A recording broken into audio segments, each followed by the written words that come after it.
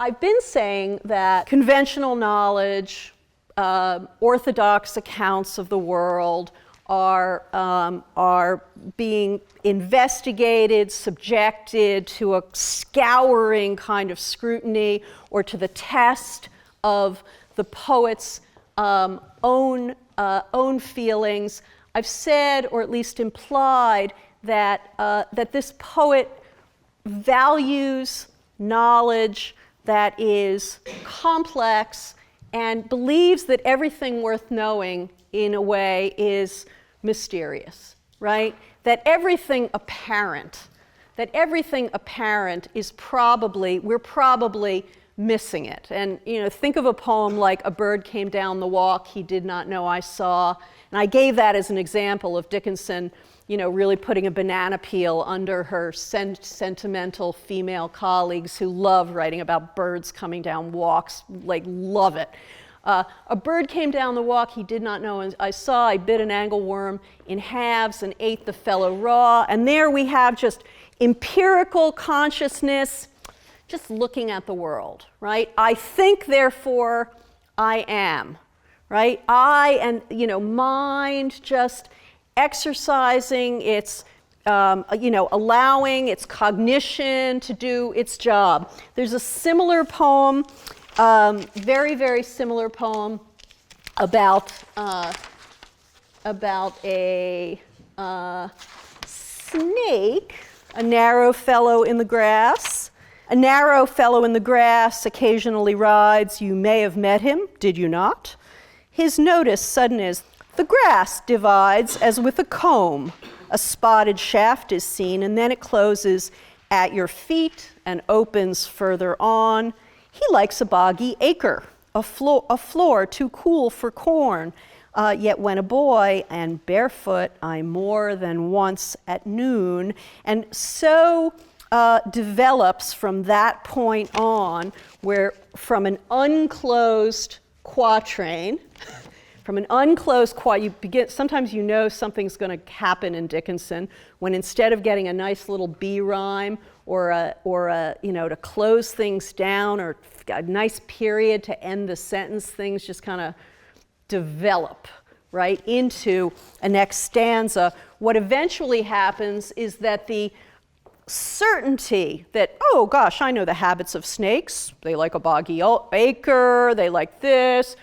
You see the grass open up, it's like a comb. It's very, very confident, empirical view of the world that's just cut open, sliced open by the last stanza, sliced open with an insight that shows the inadequacy of I think, therefore I am. Right? The inadequacy of thinking that we can simply apply mind to the world, and where the poet says, but never met this fellow attended or alone without a tighter breathing and zero at the bone. Right? Zero, and there's something about the shock, right? That there's a knowledge, there's an understanding that we carry around with us that is going to surprise us, right? That what things really mean, how they really are, is different from what we expect, what our eyes see, what empirical knowledge would tell us. And that bird, we're just watching animal habits there. I'm going back to the bird for a moment. Bird came down the walk, did not know I saw. He drank a dew from a convenient grass, and then hopped sidewise. Page 168? Hopped sidewise to the wall to let a beetle pass. And this poet is coming closer. The speaker is coming closer and closer to this little bird.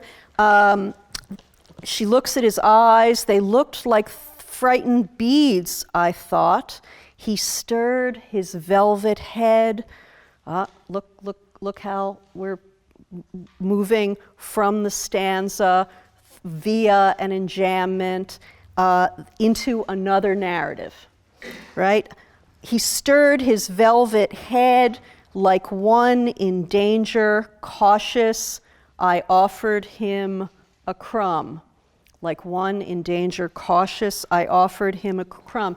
And can you see how right there in that poem, something changes? Who's in danger? Is the bird in danger? Is the bird in danger? Or is the poet in danger? Right? That in danger at the beginning of the line could refer to either. And he unrolled his feathers and rolled him softer home. Listen to this. Then oars divide the ocean, two silver for a seam, or butterflies off banks of noon leap plashless as they swim. You thought you were just looking at a little garden creature, right? This creature is now off in an element which is simultaneously what? Water, air, his wings are oars, right? There are sails in this element, and he seems to have disappeared into something much larger than an empirical world, than the world of natural history, right? He seems to have disappeared into creation. Did you look on Monday? I told you to. That light was here. You can look later if it stops snowing. If it gets kind of more iron, this sky sits more like a dome on top of Massachusetts, oppressing us in the way it does in March. There's a certain slant of light, winter afternoons, that oppresses like the heft of cathedral tunes. Is it light? What is it?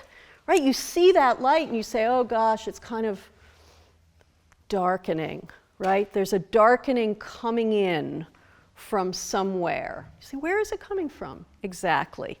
You know that feeling? It's actually coming, some of it's from you, right? Some of it, there's a certain slant of light, winter afternoons, that oppresses, and that light has gotten heavy. It's got volume and heft, and it's got sound. And there is no cathedral here, right? The cathedral has been summoned by the poem, so you've conjured in your brain some sort of cathedral, perhaps, and you may have even conjured light coming through a cathedral window. But in fact, where the meanings are is just that mood, right? It's just that mixed and mingled, sweetly terrible feeling you have when you live in that element.